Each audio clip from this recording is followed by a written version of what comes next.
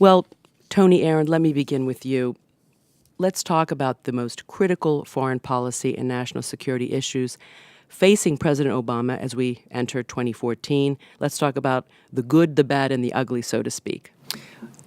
I think that's a good way of thinking about foreign policy. When we say the good, what we really mean is there are some developments that offer the potential for great success for promoting international peace and international justice. That would be what we would call the good. The bad, there are some serious challenges that threaten international peace, threaten international security, and present themselves in such a way that the United States has to deal with these issues lest the international situation become even worse than it is today. And finally, maybe the ugly might be not quite the way to phrase it.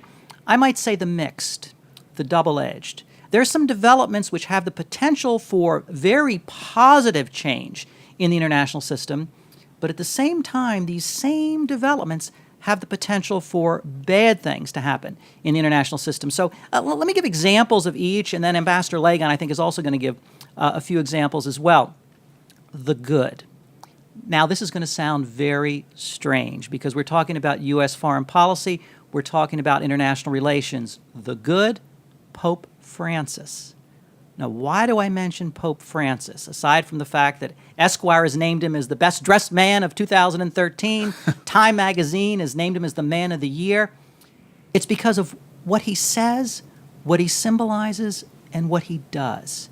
He's focused the international community on a new way of dealing with fellow human beings, emphasizing the impoverished, emphasizing the disenfranchised, making an argument that all individuals have human dignity, and that our foreign policy, indeed our individual behavior and policies, must be focused on promoting human dignity.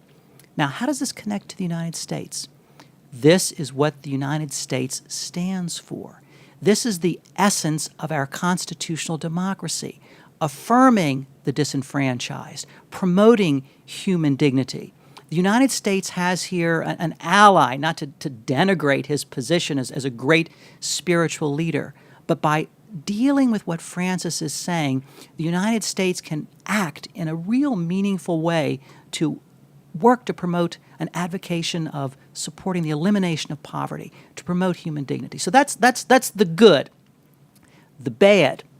There's so many things we could say about the bad, the challenges in the international system, and as I said, I know Mark is going to elaborate on a few. I'm going to mention just one, and that is proliferation of weapons of mass destruction. Now, there's so many ways we see this challenge presenting itself in the international system. North Korea.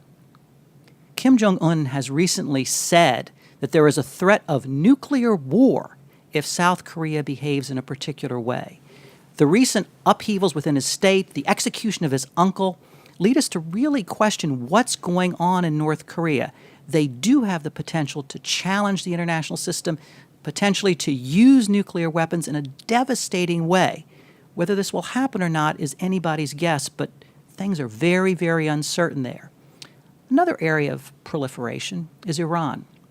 Now, an interim agreement was reached. Sanctions are being relaxed to a fairly minor degree, but nonetheless relaxed, such that Iran is able to recognize the need to cooperate with the international system. Whether Rouhani really signals a fundamental change or not is up for questioning.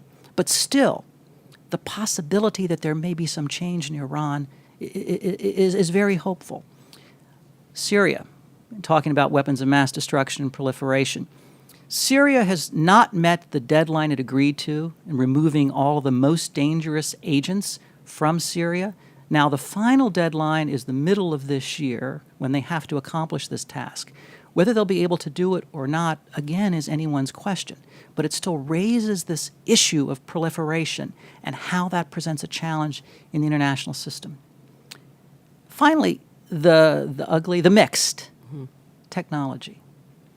Technology is a wondrous thing. It allows people to communicate. It allows people to interact with individuals in ways that was heretofore unimagined. It allows for financial institutions to engage, mobile finance, mobile communication. It allows for individuals to leapfrog beyond the old technologies toward international development. Yet technology also leads to the use of remotely piloted aircraft, so-called drones, and the potentials that they could have for destruction. It leads to what some have called the surveillance state, with organizations such as the National Security Agency and others throughout the world being able to collect information in unheard of ways. And so while technology is a great thing that promotes human community and indeed can promote human dignity, it's also something that threatens it and challenges it. So those would be my at least three to get us started, and I think Mark's going to lead into some other All right. directions. Well, let's get Mark's reaction and Well, I comment. think those are good examples, and I think the world is characterized by some remarkable positive trends, some of them even surprises, some negative trends, and then some that really are like a double-edged sword. My example of a really positive trend, generally speaking, is Africa. There are a lot of problems that remain in Africa in governance and in poverty, but if you asked American foreign policy watchers, business community leaders, and citizens what they thought and expected of Africa 10 to 15 years ago, they would have had a very pessimistic view about the economic future, the general future in Africa. And yet there have been some great successes. Africa has stepped forward in trying to take on problems of governance, slow but sure in a number of places, taking on corruption, and even the African Union working more collectively to deal with problems. As Western countries have stumbled and foundered in their economies in an economic downturn of the last 5 years, Africa has been growing massively, and the outside world has been looking to invest. And even where there was a tragic problem of the pandemic of HIV/AIDS, one sees real progress in collaboration with the rest of the world. One thinks about the bipartisan policy of PEPFAR, the presidential program to move American funding into HIV/AIDS treatments.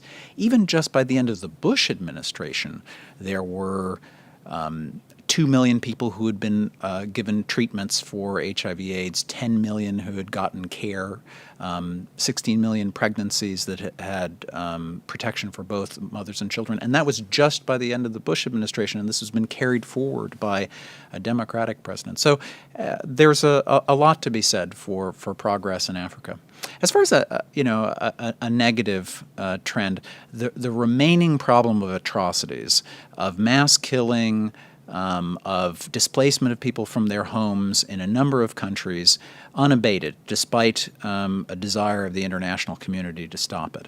One sees lingering problems in Sudan turning into new horrendous ways that human beings are being driven from their homes and killed in South Sudan today. You see new problems emerging in a flashpoint for atrocities in the Central African Republic. But most importantly, in my mind, Syria is a house still burning. And I must say personally, I view that the Obama administration focused on the weapons of mass destruction problem, the chemical weapons problem, but in essence, that may send the signal to Assad as a leader: you may continue with your inhumane policies just as long as you deal with the chemical weapons. In the category of double-edged swords, I agree technology is a good example of a mixed effect. I used to be the ambassador at large to combat human trafficking for the United States, and I see in human trafficking just one of those double-edged swords. The International Labor Organization found in a study in 2012 that there are 21 million people in the world, at least, who are victims of human trafficking and forced labor. This is the underside of globalization, of people being turned into commodities, whether for sexual exploitation or labor exploitation. And yet, there's a positive side. There seems to be a growing consensus in the world that it doesn't have to be inevitable that globalization will produce a form of slavery, a modern form of slavery. And one sees that not only in President Obama, but the UN and other countries emphasizing that human trafficking is something that they won't tolerate. And so while sad and still extensive, it represents an ability for the world to establish the will to deal with a serious problem.